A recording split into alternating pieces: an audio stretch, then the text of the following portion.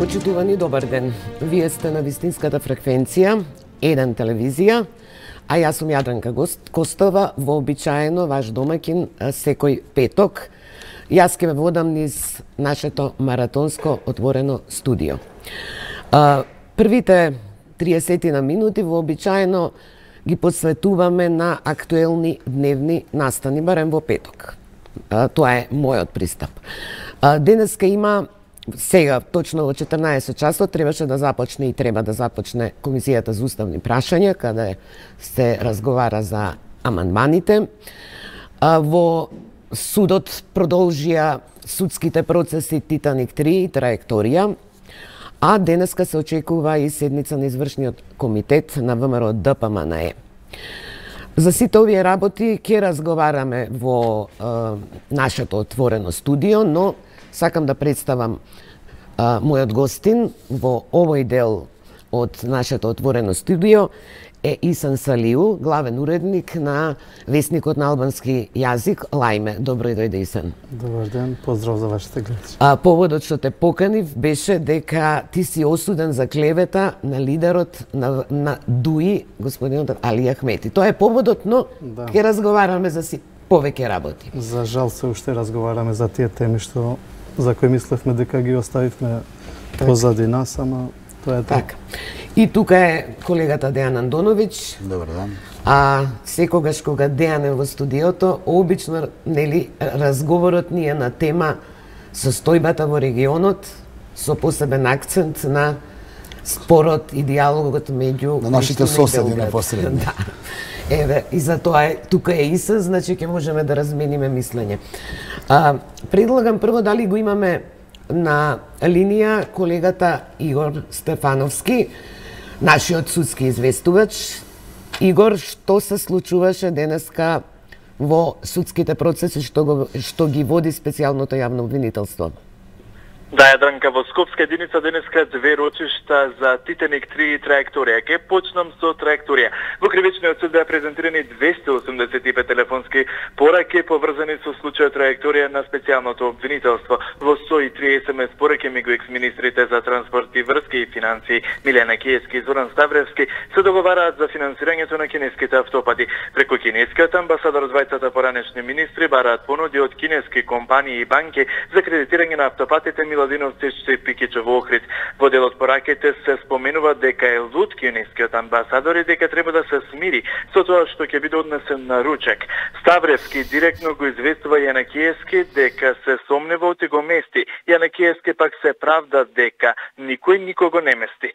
Во 156 телефонски пораки меѓу Јанакиевски и Елена Кузмановска се прецизира дека е договорена цената на делницата Миладиновци Штипије 255 милиони американски долари, а потоа и дека ќе исплатат 170 милиони евра со предвиден профит за изведувачот. Во 29 пораки меѓу Јанакиевски и Кирил Божиневски наведено е дека заменик директорот на кинеската компанија Синохидро ќе доаѓа во Скопје и ќе се бара од Јанакиевски да даде согласност.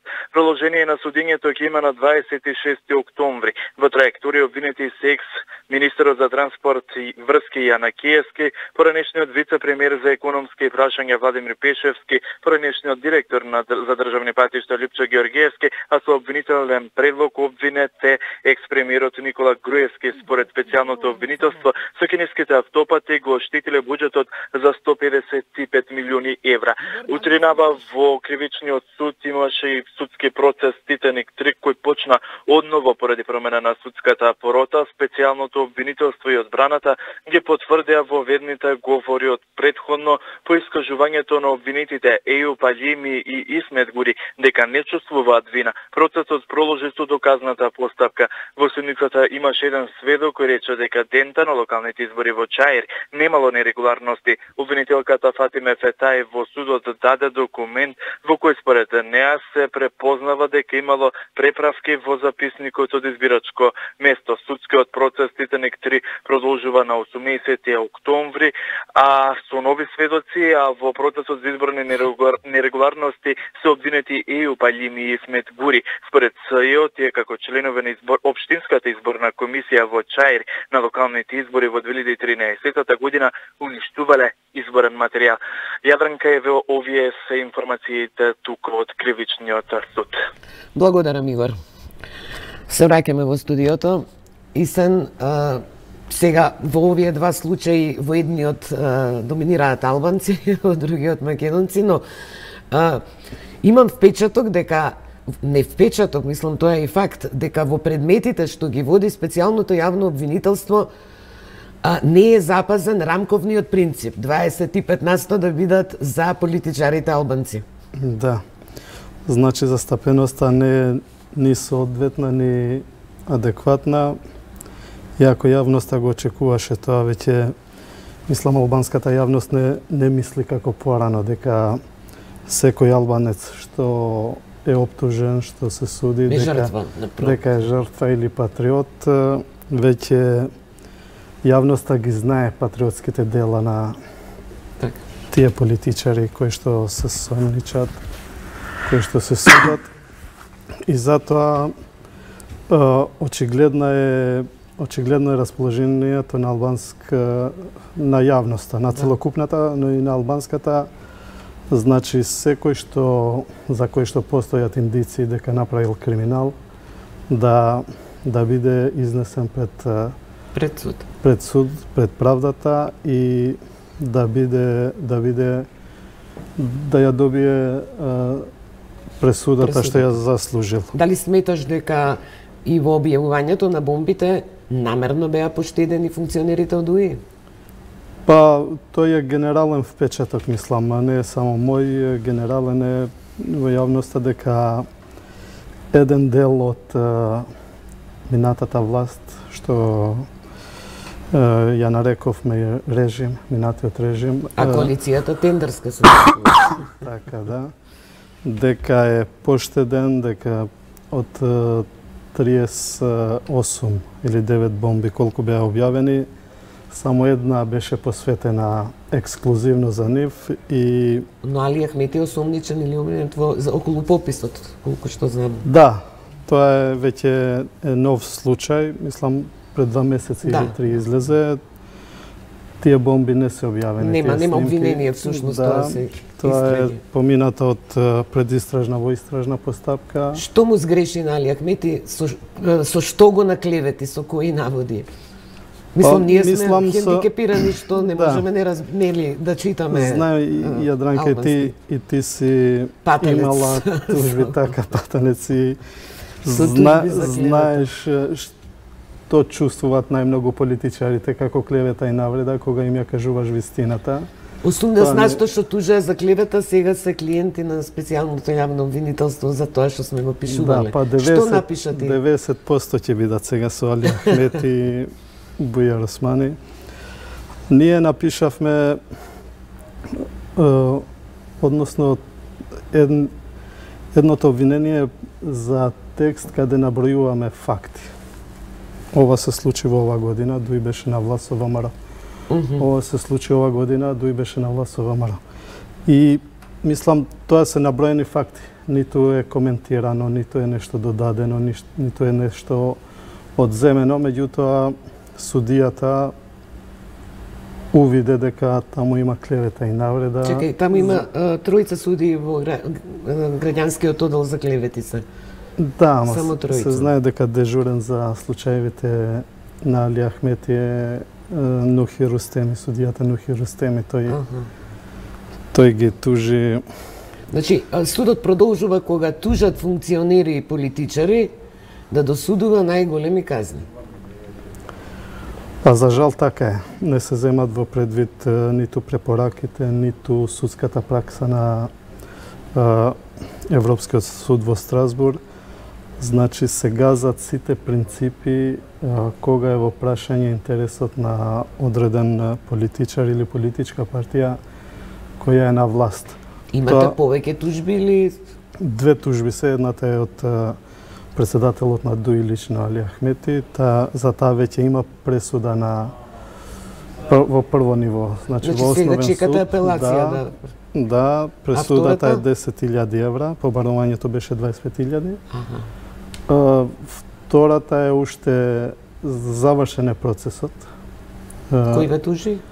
ДУИ како партија. Како партија. Да. И тука се уште не е изречена пресуда. Јас не се сеќавам друга партија да тужила. Како политичка партија да тужи. И јас мислам дека нема таков случај. За жал, ДУИ изгледа или одреден дел од нејзе, тие делот што одлучува не може да се отцепи се уште од тоа минато. Од Тоа значи дека сте влијателен весник чим ве тужат. Па и тука малце, знаеш, контраверзно. Представниците на ДУИ во секој свој настап тврдат дека Лајме не е фактор, дека не е влијателен весник, а од друга страна не тужат. Сега мислам би било добро они да излезат со јасен став, да кажат. Ние тоа го користевме и во одбраната. Дека самите представници на ДУИ тврдат дека ние не сме влијателен весник. Односно не сме влијателен медиум. И не ни е јасно како може невлијателен медиум да создаде толкава штета да направи, по угледот на политичар или политичка партија, за да биде изречена казна во висина од 10.000 евра. Ама политичарите, за жал, и судот сметаат дека функционерите имаат повисок углед од обичниот граѓанин, што е спротивно на европските стандарди. И на европските, и на светските во генерала. Не знам каде се уште постојат такви судови како што постојат кај нас, такви ниски стандарди, мислам дека во се помалку земји ги има во светот. За жал кај нас... Ние имавме еден случај кога Никола Груевски како премиер го тужаше Тито Петковски за изјава дадена во Фокус кај нас во неделникот и го доби исто некоја голема сума, но во записниците имаше каде што навеле дека изјавата е дадена во еден угледан влијателен неделник, а кога се даваа владини реклами бевме неугледни и невлијателни. Така е истиот случајот, мислам и во овој контекст со рекламите што го спомнуваш. Значи кога се жалевме дека сме запоставени. И вие немавте. Значи секој што ја критикуваше таа влада тврдеа дека не сме влијателни, дека агенциите што ги распределуваат тие реклами дека смета дека не сме влијателни. Да, ама се знае кој ги одредуваше тие агенции. Така, ама еве сега специјалното јавно обвинителство поведе постапка пропаганда, каде што токму со народните пари се купувала уредувачката политика на медиумите. Да, мислам, ја не сум претеран оптимист и не смеам уште да бидам, не смееме да бидеме претерани оптимисти. Има индикации дека доаѓаат работите на свое место. Гледаме, очигледно е дека се води тие, како да ги наречам, структури или сили, се гледа дека не се предаваат лесно, дека сакат некако и да живеат, да се протнати во новата власт, заедно со нивните стандарди кои ги има и со нивните методи кои ги има порано кога беа главни сили во власта, главни фактори.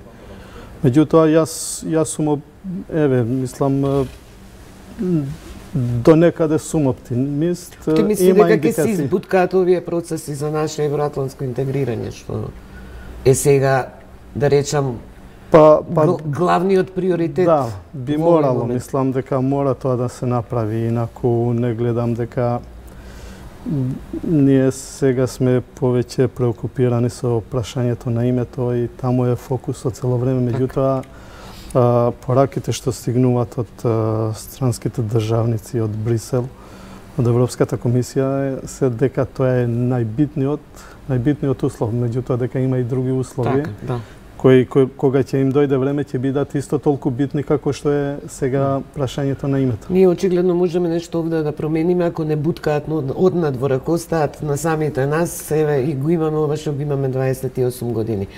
Ајде сега да се вклучи колегата Андоновиќ покрај овој наш овде проблем, спорот со Грција и договорот од Преспа, како што реков, постојано е актуелен спорот меѓу Србија и Косово. Па да, по распадот на СФРЈ, некако, нели, сите тие недоразбирања, тензии и проблеми се предизвикани со распадот на поранешната Југословенска федерација. Ние имаме спор со Грција, Косово и Србија имаат спор, Хрватска и Словенија почна да имаат спор, така да секој со својот сосед има некакви недоразбирања. Па и Турција и Грција имаат со години. И тоа е Балкан, дефинитивно.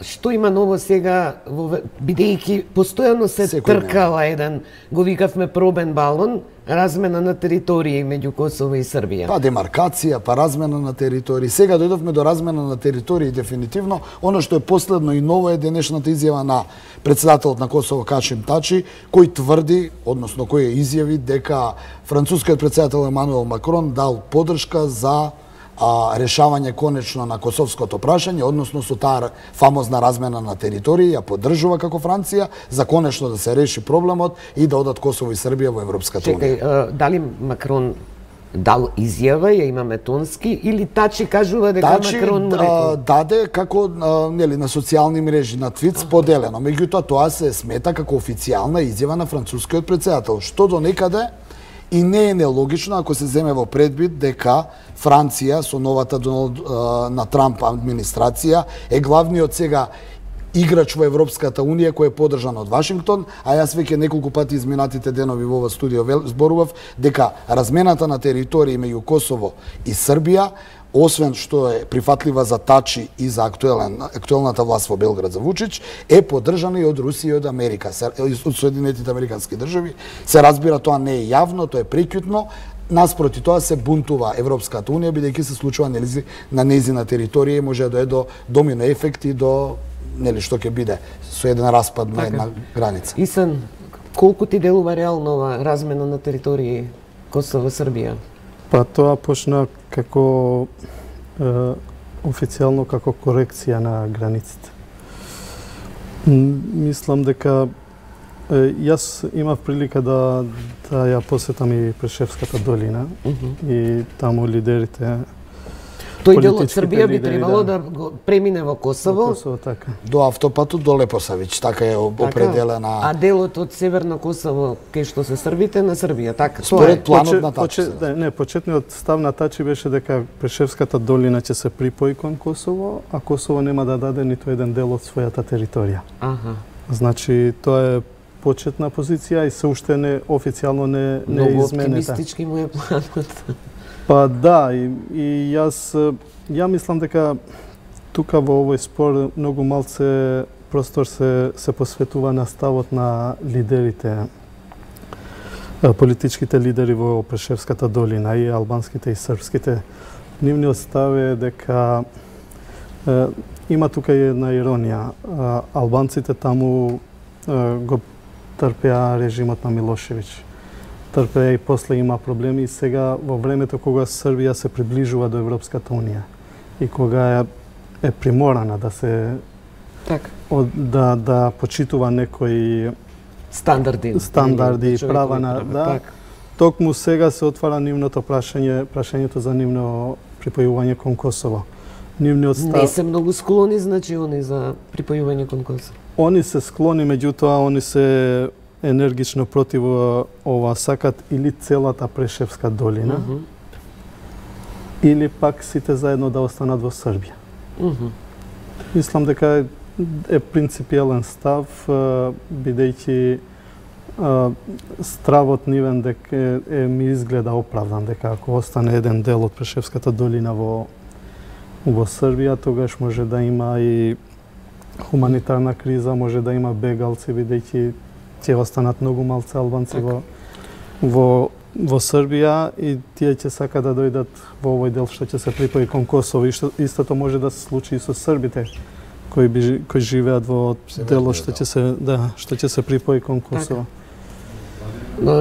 Кој е ставот на Харадинај сега? Харадинај наспроти ова, нели ние го зборуваме тоа секојдневно, се противи. Тој вели дека овие идеи на Тачи се опасни, може да предизвикаат насилства и судири, и дека се противи и тој, а и поголемиот дел од партиите во Приштина се противат на планот на Тачи. Поради тоа е политичката криза во Приштина. Значи, Косово има политичка криза во моментов. Многу од партиите, предводени од партијата на премиерот Харадинај, сакаат да го тргнат Тачи од местото главен преговарач во Брисел. Инаку сакам да подсетам дека диалогот меѓу Белград и Приштина е блокиран комплетно. Комплетно е блокиран, нема никаква најава дали и кога ќе продолжи, а од друга страна роковите. Мислам дека тајни преговори се водат. Тајните преговори се токму ова што го зборува Тачи. Он денеска излегува и вика Макрон ни дава подршка, треба да дојде до размена на територии. Вие велите дека србите нема да дадат од Косово нема да даде ни една од општините. Тоа е ставот официјално. Меѓутоа преќутниот договор вели друго, размена на територии. Да. Постои еден печатот дека неофицијално и Белград официјално ја бутка овој проект. Оваа подршка на Тачи ја има подршката само од официјален Белград, односно од Вучич и од министер за надворешни работи Дачич. Сакам само да докажам дека Харадинај денеска вчера или завчера имаше шпекулација дека Тачи ќе се обиде да го тргне Харадинај од местото премиер, бидејќи нема уставни законски можности тоа да го направи.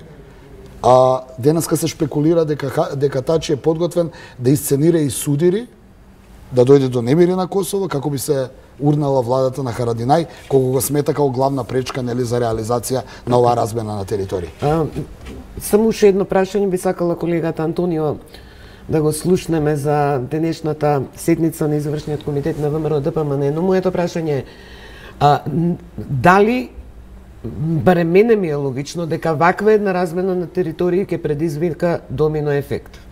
Република Српска сигурно исто така ќе сака да излезе и дали е можно во Македонија да има реперкусии, особено доколку се блокира процесот со овој договорот преспа и уставните амандмани.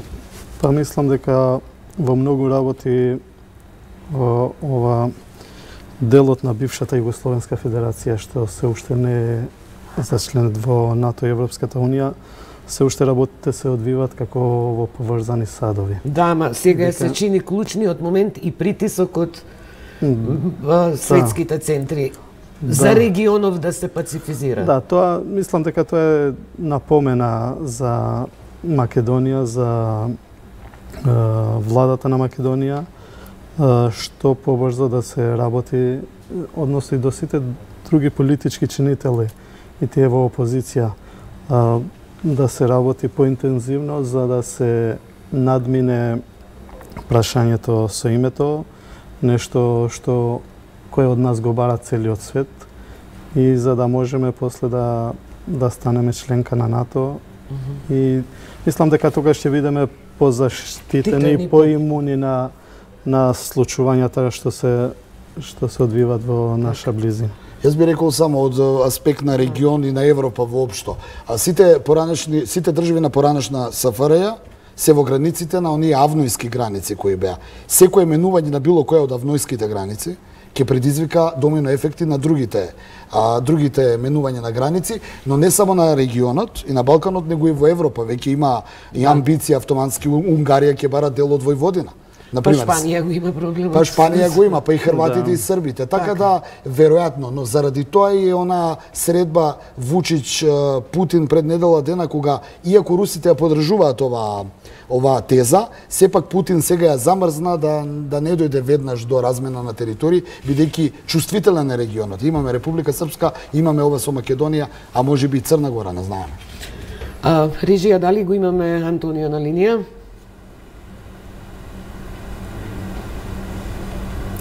Дали се слушаме со Антонио? Да, Јадранка, се слушаме, повели. Најавена е седница на извршниот комитет на ВМРО ДПМН. Што ќе биде темата, бидејќи имаше шпекулации дека ќе бидат исклучени и други членови од раководството кои имаат поинаков став од лидерот? Тоа е тема или сосема нешто друго и кога ќе се одржи оваа седница? Седницата треба да се одржи доцна попладнево во седиштето на ВМРО ДПМН. Иако се уште не е познато за што ќе се разговара, сепак во јавноста се шпекулира дека можно е да бидат разрешени Митко Јанчев, Даниела Рангелова и евентуално Костадин Богданов од позицијата која што сега имаат во партијата, тоа е членови на извршниот комитет. Меѓутоа, ова се уште неофицијални информации, а потврда за тоа доколку се случи секако ќе стигне и од партиското седиште. Сепак, според партиски извори, известно време односите меѓу председателот на партијата Христијан Мицкоски со Даниела Рангелова и Митко Јанчев се заладени, а причината за тој референдумот и пораките од сестринската ЦДУ.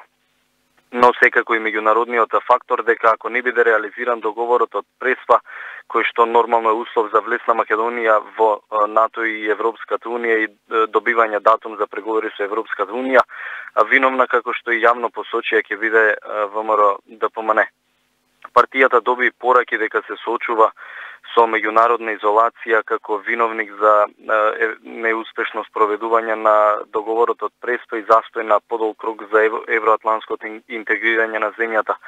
Инаку Рангелова вчера во едно интервју отворено кажа дека е против таквата политика на низината партија. Јанчев пак на последните состаноци на извршниот комитет на кој партијата градеше став за референдумот одлучи да не биде присутен со образложение дека е болен и гласал телефонски, како што изјави во медиумите. Тој Рангелова се лути исто така според она што се говори и за заканите кои ги добивале дека се предавници, а лути се и на раководството на партијата кој според нив не ги заштитило барем вербално со соопштение во јавност од заканите и навредите за кои што тие велат дека ги добивале.